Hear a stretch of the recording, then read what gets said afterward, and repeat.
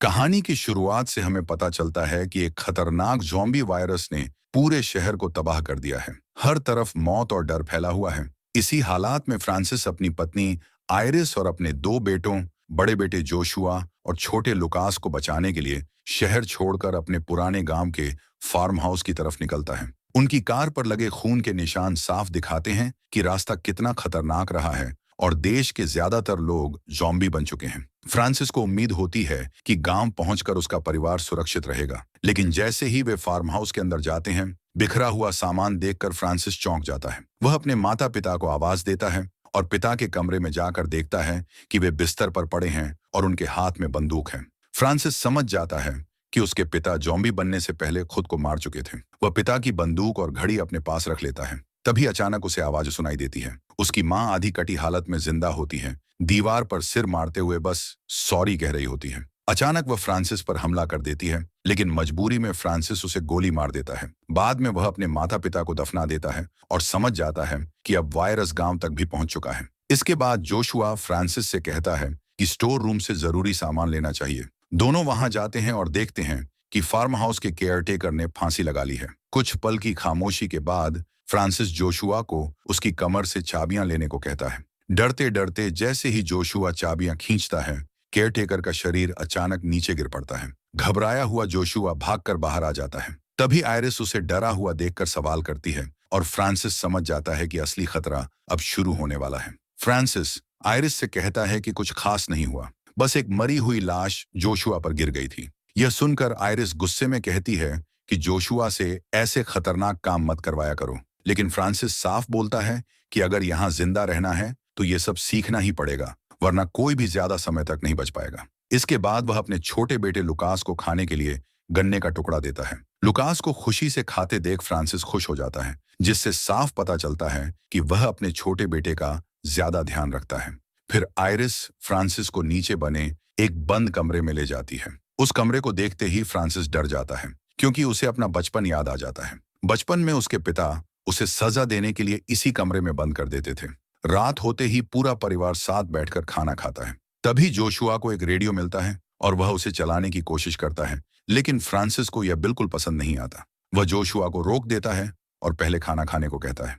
खाने के दौरान जोशुआ बताता है कि उसकी प्रेमिका एलिस का संदेश आया है। वह अपने परिवार के साथ उत्तर के पहाड़ों में जा रही है, जहां सरकार ने लोगों को बचाने के लिए एक सुरक्षित जगह बनाई है। ये सुनते ही फ्रांसिस मना कर देता है और कहता है कि वह किसी भी सुरक्षित जगह पर नहीं जाएगा। उसे लगता है कि वहां लोगों को जानवरों की तरह रखा जाएगा और खाने के लिए लड़ना पड़ेगा। वह साफ कह देता है कि सभी यहीं रहेंगे, लेकिन आयरिस को उसका यह फैसला बिल्कुल पसंद नहीं आता। रात को आयरिस फ्रांसिस से कहती है कि जोशुआ से इतनी सख्ती से बात न करे, क्योंकि वह अब बड़ा हो चुका है।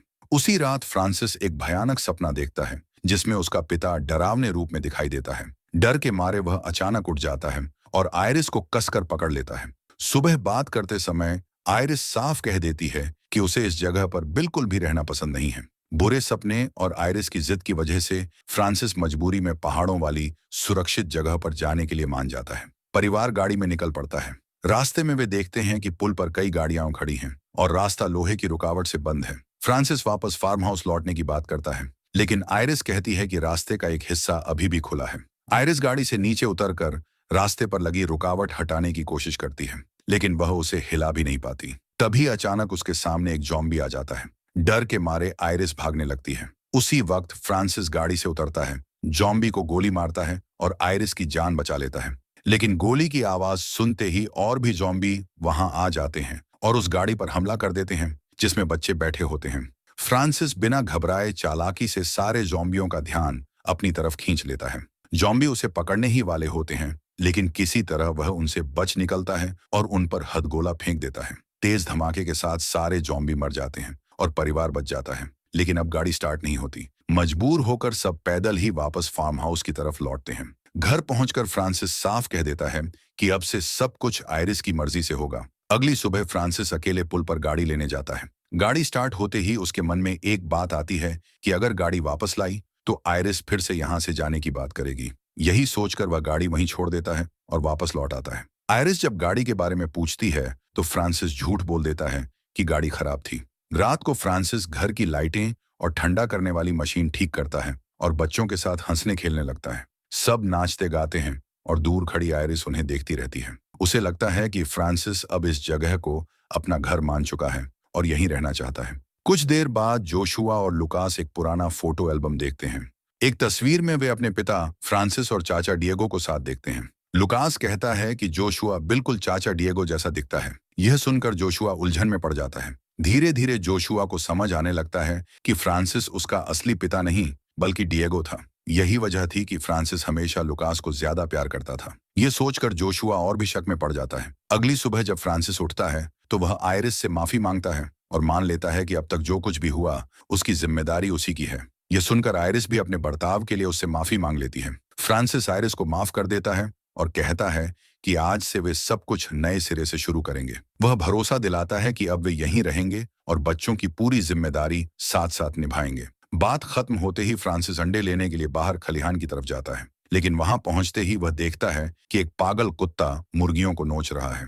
फ्रांसिस उसे भगाने की कोशिश करता है, तभी वह कुत्ता उसके हाथ की कलाई पर जोर से काट लेता है। डर के मारे फ्रांसिस तुरंत घर लौट आता है। आयरिस घबराकर उसके घाव पर पट्टी बांधती है और कहती है कि अब उन्हें यहाँ से तुरंत निकलना होगा। वह बताती है कि पागल कुत्ते का काटना बहुत खतरनाक होता है और अगर जहर फैल गया तो उसकी जान भी जा सकती है।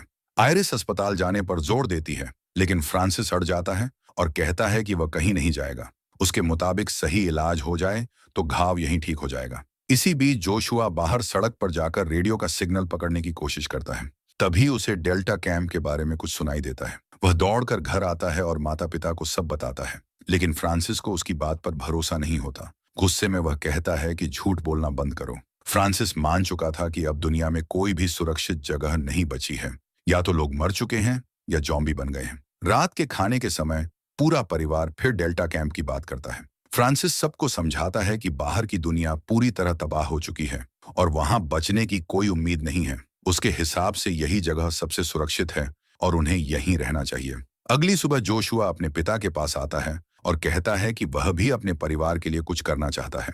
वह बताता है कि अब वह बच्चा नहीं रहा और उसे अपनी आजादी चाहिए, लेकिन फ्रांसिस उसकी बात अनसुनी कर देता है और कहता है कि वह अभी इतना बड़ा नहीं हुआ कि अपने फैसले खुद ले सके। वह यह भी कहता है कि कभी कभी परिवार को बचाने के लिए किसी को मारना भी पड़ता है। जब वह जोशुआ से पूछता है कि क्या वह ऐसा कर सकता है, तो जोशुआ जवाब देता है कि अगर परिवार की रक्षा के लिए जरूरी हुआ तो वह यह भी कर सकता है। जोशुआ की हिम्मत परखने के लिए फ्रांसिस उसे बाहर खेत में ले जाता है। वह निशाना लगाता है और उसे गोली चलाने को कहता है। जोशुआ कई बार कोशिश करता है, लेकिन निशाना चूक जाता है। फ्रांसिस गुस्से में चिल्लाता है और कहता है कि अगर वह परिवार की रक्षा नहीं कर सकता तो ऐसी बातें करना बंद करे। डर के बावजूद जोशुआ गहरी सांस लेता है और गुस्से में गोली चलाने लगता है। गोलियों की आवाज सुनकर आयरिस लुकास के साथ बाहर आती है और गुस्से में फ्रांसिस को रोकने को कहती है। तभी उसकी नजर सामने खड़े एक जॉम्बी पर पड़ती है। देखते ही देखते एक नहीं बल्कि कई जॉम्बी उनकी तरफ बढ़ने लगते हैं। फ्रांसिस चिल्लाकर सबको भागने को कहता है। सब घर के अंदर भागते हैं, दरवाजा बंद करते हैं और भारी सामान लगाकर रास्ता रोक देते हैं। ऊपर जाकर वे देखते हैं कि जॉम्बी पूरे घर को घेर चुके हैं। कुछ ही देर में जॉम्बी दरवाजा तोड़ने की कोशिश करने लगते हैं। फ्रांसिस समझ जाता है कि अब यहाँ से बचकर निकलना आसान नहीं है। तभी अचानक बाहर एक गाड़ी की आवाज आती है। एक आदमी गाड़ी लेकर आता है और जोर जोर से हॉर्न बजाने लगता है। जॉम्बियों का ध्यान तुरंत उस गाड़ी की तरफ चला जाता है।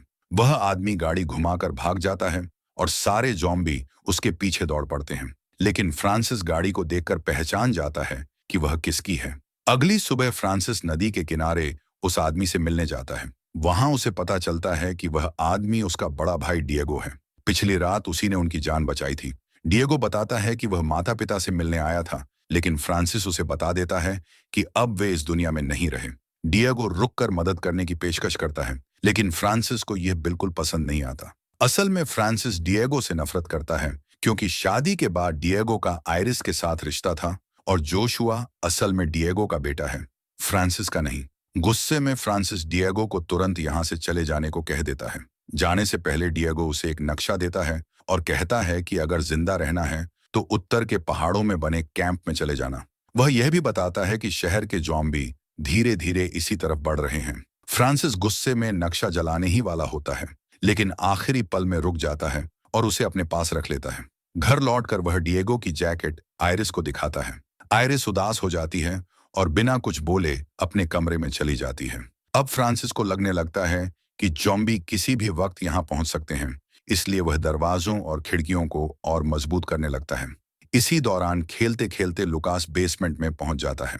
जैसे ही वह खिड़की से बाहर झांकता है, डर के मारे चीख पड़ता है। आयरिस वहां आती है और देखती है कि बाहर एक बूढ़ा जॉम्बी खड़ा है। वह लुकास को समझाती है कि यह जॉम्बी कमजोर है और खतरनाक नहीं है, लेकिन फ्रांसिस चुपचाप यह सब सुन रहा होता है। वह बाहर जाकर उस जॉम्बी का पीछा करता है, उसे मार देता है और उसका सिर काट देता है। घर वापस आकर फ्रांसिस सबको इकट्ठा करता है और कहता है कि बाहर अभी भी बहुत खतरनाक जॉम्बी हैं, इसलिए उन्हें फार्म हाउस में ही रहना चाहिए क्योंकि यही सबसे सुरक्षित जगह है। लेकिन आयरिस समझ जाती है कि फ्रांसिस सच नहीं बोल रहा। बाद में जब फ्रांसिस नहाने जाता है तो जोशुआ उसके कमरे में जाता है और वह नक्शा देख लेता है जो डिएगो ने दिया था। कुछ देर बाद फ्रांसिस बाहर आता है और जोशुआ को कमरे से बाहर जाने के लिए कह देता है। जैसे ही रात होती है, फ्रांसिस अचानक क्रिसमस मनाने की तैयारी करने लगता है। सब उसे बताते हैं कि अभी तो सितंबर का महीना है, क्रिसमस कैसे हो सकता है। लेकिन फ्रांसिस कहता है कि उसके लिए आज ही क्रिसमस है। यहीं से साफ दिखने लगता है कि फ्रांसिस की मानसिक हालत धीरे धीरे बिगड़ रही है। रात के खाने के दौरान जोशुआ अपनी मां को नक्शे के बारे में बता देता है। आयरिस फ्रांसिस से पूछती है कि नक्शा कहाँ है। ये सुनते ही फ्रांसिस गुस्से में आ जाता है और कहता है कि उसके पास कोई नक्शा नहीं है। फिर वह बच्चों से कह देता है कि उनकी मां किसी और के साथ भागना चाहती थी, लेकिन वायरस की वजह से ऐसा नहीं कर पाई। यह सुनकर बच्चे रोने लगते हैं और आयरिस से सच पूछते हैं। आयरिस मजबूरी में मान लेती है कि फ्रांसिस जो कह रहा है वह सच है। इसके बाद फ्रांसिस सबको चेतावनी देता है कि अब कोई भी इस घर से बाहर नहीं जाएगा। वह नक्शा उठाकर आग में फेंक देता है। यह देखकर आयरिस गुस्से में फ्रांसिस को थप्पड़ मारती है और अपने कमरे में चली जाती है। अगले दिन फ्रांसिस गन्ना लेने खेत में चला जाता है। उसके जाने के बाद आयरिस बच्चों से बात करती है। साफ दिखता है कि बच्चे अपनी मां के साथ खुद को ज्यादा सुरक्षित महसूस करते हैं क्योंकि फ्रांसिस अजीब हरकतें करने लगा है और उसका दिमाग ठीक नहीं लग रहा। शाम को फ्रांसिस लौटता है और एक बड़ा लकड़ी का तख्ता लाकर दरवाजे के सामने लगा देता है। वह सबको बताता है कि बाहर बहुत खतरनाक जॉम्बी घूम रहे हैं और अब कोई बाहर नहीं जाएगा। वह यहाँ तक कह देता है कि जो भी जाने की कोशिश करेगा उस पर हमला करेगा। यह सुनकर जोशुआ कहता है कि उसके पिता झूठ बोल रहे हैं, सिर्फ सबको घर के अंदर बंद रखने के लिए। जोशुआ की बात सुनकर फ्रांसिस आग बबूला हो जाता है। वह जोशुआ को थप्पड़ मारता है, उसे नाजायज औलाद कहता है और गाली देने लगता है। तभी अचानक दरवाजे पर दस्तक होती है। बाहर एक सैनिक खड़ा होता है जो मदद मांग रहा होता है। फ्रांसिस उसे भगा देता है, लेकिन जोशुआ दरवाजा खोल देता है और उसे अंदर आने देता है। आयरिस देखती है कि सैनिक बुरी तरह घायल है। सैनिक बताता है कि वह डेल्टा कैंप में काम करता था। खाने की तलाश में वह शहर गया था, लेकिन वहां ज़ॉम्बियों ने हमला कर दिया। उसके सारे साथी मारे गए, लेकिन वह किसी तरह बच निकला। वह बताता है कि एक आदमी ने अपनी जान जोखिम में डालकर उसे बचाया और मरने से पहले इस घर का पता दिया। सब समझ जाते हैं कि वह आदमी डिएगो था।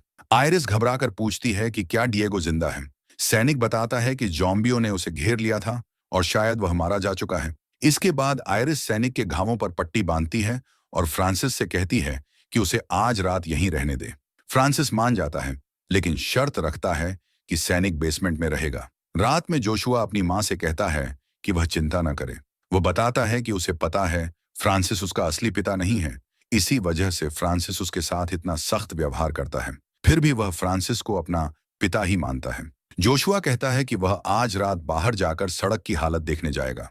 आयरिस उसे इजाजत दे देती है और जोशुआ चुपचाप घर से निकल जाता है। अगली सुबह फ्रांसिस उठता है और देखता है कि जोशुआ घर में नहीं है। वह आयरिस से पूछता है कि जोशुआ कहाँ गया, लेकिन आयरिस कोई जवाब नहीं देती। तभी फ्रांसिस की नजर खुले दरवाजे पर पड़ती है और वह समझ जाता है कि जोशुआ भाग चुका है। यह बात उसके दिमाग पर इतनी भारी पड़ती है कि वह गुस्से में पागल हो जाता है। वह हथौड़ा उठाता है और बेसमेंट में बंद सैनिक के सिर पर वार करके उसे मार देता है। यह देखकर आयरिस और लुकास डर के मारे कांपने लगते हैं। इसके बाद फ्रांसिस आयरिस को जोर से धक्का देता है और वह बेहोश हो जाती है। जब आयरिस को होश आता है तो वह देखती है कि फ्रांसिस ने उसे और लुकास को बेसमेंट में बंद कर दिया है। दूसरी तरफ फ्रांसिस को वही कुत्ता दिखाई देता है जिसने उसे काटा था। गुस्से में वह बाहर जाकर उसे बेरहमी से मार डालता है। अब फ्रांसिस की मानसिक हालत पूरी तरह बिगड़ जाती है। वह उस कुत्ते का मांस पकाकर आयरिस और लुकास के पास ले आता है और जबरदस्ती खिलाने की कोशिश करता है। आयरिस मना कर देती है। गुस्से में फ्रांसिस थाली फेंक देता है और एक चाकू नीचे गिर जाता है। आयरिस चुपचाप उस चाकू को अपने पैर से छुपा लेती है। इसके बाद आयरिस फ्रांसिस को शांत करने की कोशिश करती है। वह कहती है कि फ्रांसिस उसकी जिंदगी का सबसे अहम इंसान है। लेकिन तभी फ्रांसिस की नजर उसके पैरों के नीचे छुपे चाकू पर पड़ जाती है। वह चाकू उठाता है और आयरिस को फिर से बेसमेंट में बंद कर देता है। आयरिस भागने की कोशिश करती है, लेकिन उसका पैर फिसल जाता है और वह फिर से बेहोश हो जाती है। कुछ देर बाद जब आयरिस को होश आता है, तो लुकास उससे पूछता है कि अब क्या करें। आयरिस उसे एक योजना बताती है। लुकास जोर जोर से चिल्लाने लगता है। उसकी आवाज सुनकर फ्रांसिस भागता हुआ वहां आता है। इसी मौके का फायदा उठाकर आयरिस उस पर हमला कर देती है। वह फ्रांसिस को बेहोश कर देती है और उसे बेसमेंट में बंद कर देती है, जबकि वह लुकास को लेकर बाहर निकल जाती है। बेसमेंट में बंद फ्रांसिस अपने बचपन की यादों में खो जाता है। बाहर आयरिस लुकास को लेकर भागने की कोशिश करती है, लेकिन तभी दरवाजे पर उसे डिएगो दिखाई देता है, जो अब एक ज़ॉम्बी बन चुका होता है।